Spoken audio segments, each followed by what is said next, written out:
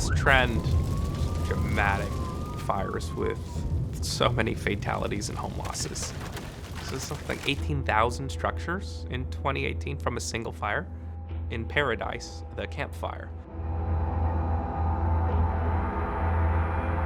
The scary part is it's not the only community that's primed for. The one thing I hope in the future is that firefighting agencies will utilize this new technology that's been developed by the scientific community, because we're building new tools, we have new observations, and we need to integrate that into fire management. Eventually it'll keep happening again if we don't do something to break that chain, to make it harder or impossible for the fire to spread in such a destructive manner.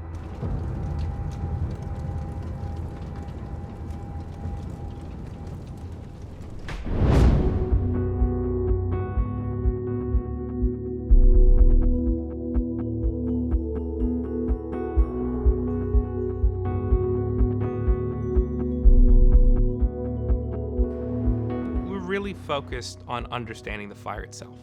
And so there's a lot of ways that we tackle this. One is actually in how fires spread. In the United States, it's very apparent that there actually are more very large destructive wildfires. One term that's been is megafires, fires that are over 100,000 acres in size.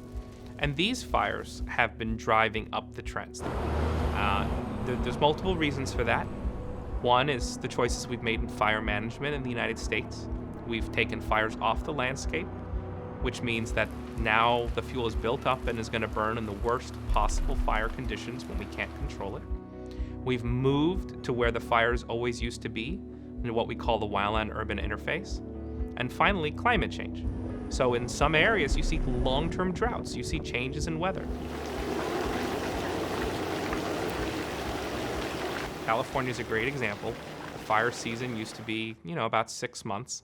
Now it's 365 days a year. Get it cleaned up, and then I'm going to see what we have to do on the other side. One of the largest fires ever was in December. So there's a new normal.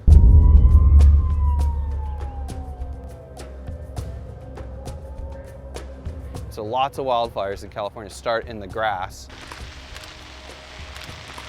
and then they'll burn into the higher terrain and into the oak and shrub. So how does an ignition become a megafire? It's very complex.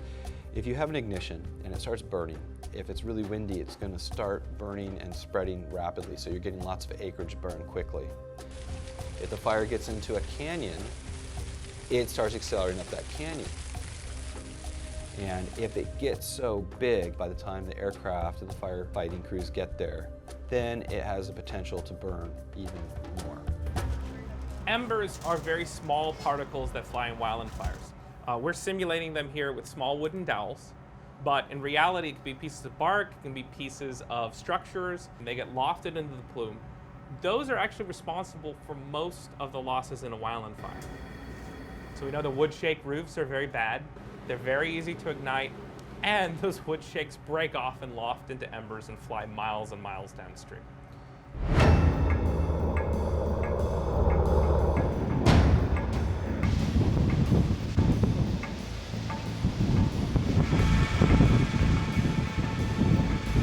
This is a Doppler LiDAR here. That's the white box, which has a laser scanner. So we'll be able to scan all the way over to that mountainside. And our goal is to scan vertically through the plume as it starts building up. We're able to use that to peer into the smoke plume so we can see where the strong updrafts and downdrafts are. And that's really critical to understand how the model is generating the heat, how it's putting it into the atmosphere, and propagating the fire. And then we also have a weather balloon system. And that's going to be tricky because filling the balloon with these kinds of winds is really hard. If we understand what the winds are doing aloft and where the smoke layers are, the LiDAR provides that and weather balloons provide that information. We can relay that information and they can use that to better forecast when it's going to clear out. And so those are critical information and we can provide that.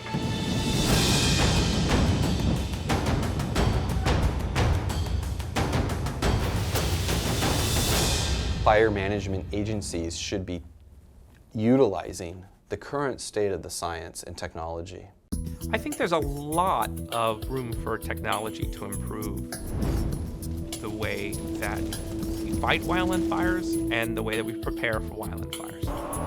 We have little hope of stopping a big destructive wildfire once it's already become a big destructive wildfire.